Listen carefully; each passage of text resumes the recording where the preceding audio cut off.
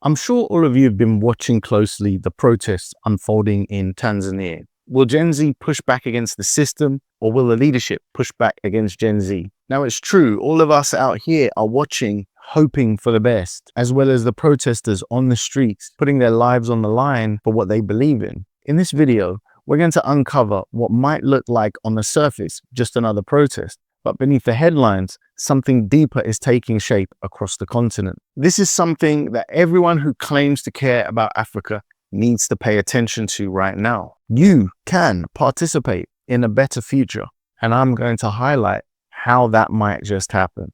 If you don't know me, my name is TJ. I'm Nigerian and British mixed, and on this channel, we talk about African geopolitics. So the recent unrest unfolding in Tanzania isn't just a story about frustration within one country. It's a sign of a slow, difficult, but undeniable shift happening across the entire continent. For decades, African politicians have followed a familiar pattern: leaders clinging to power, populations silenced by fear, and international actors quietly reinforcing the illusion of order. That old system is still alive, but it's beginning to crack.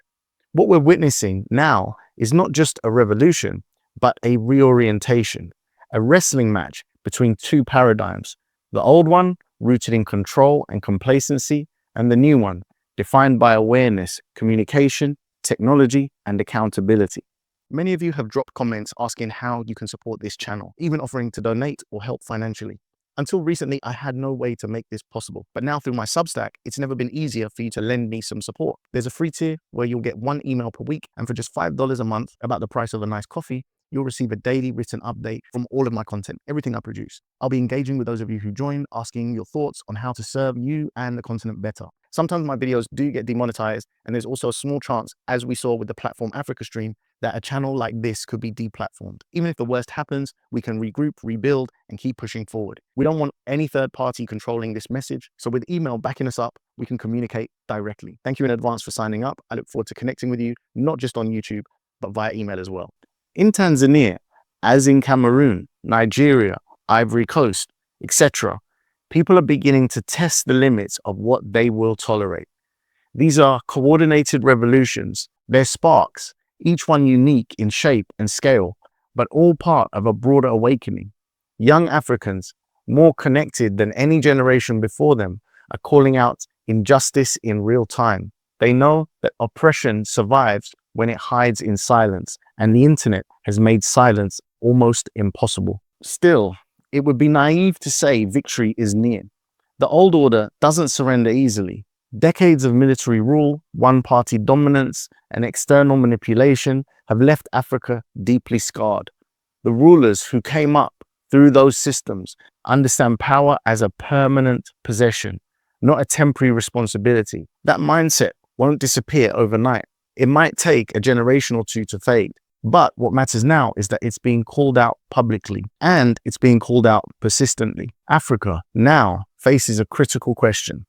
What kind of leadership does it want to define the next century? Because as the continent finds its voice, others are listening closely. Crafty observers from abroad recognize this shift too.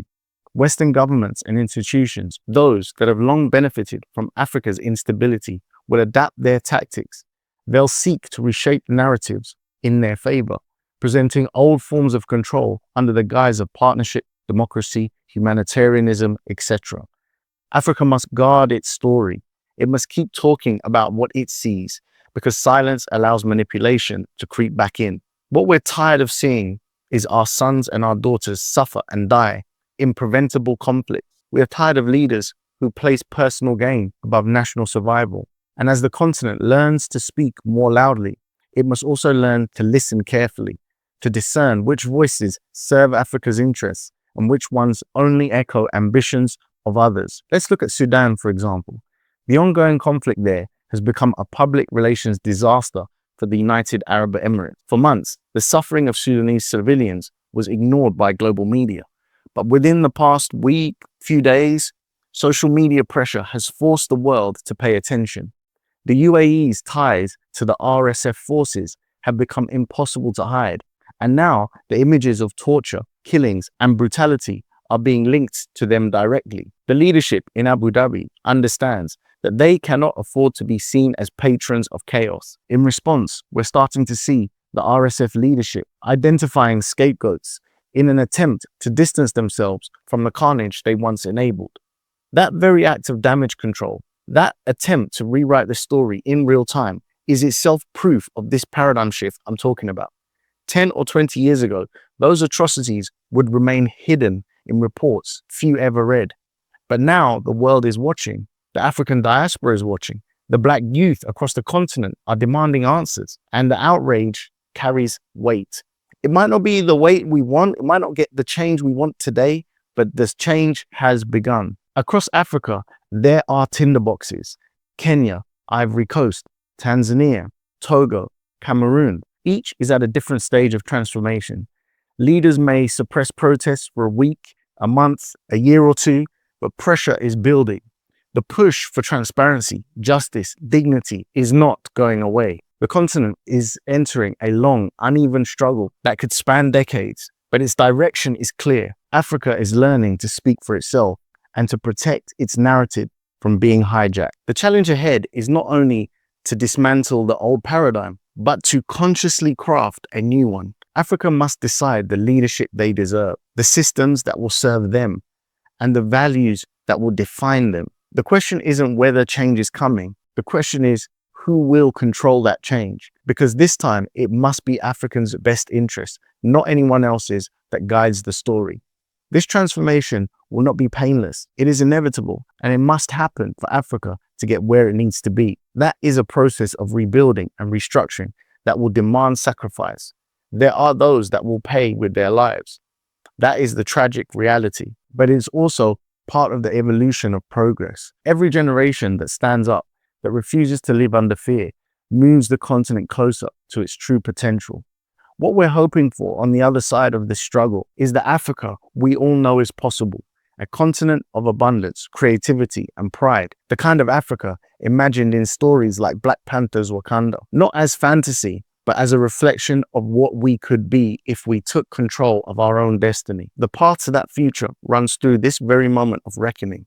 It will be difficult, but it's necessary, because only through this process can Africa finally become what we all know it can be. I would love to know what you guys think about these stories of revolution that's happening all over Africa.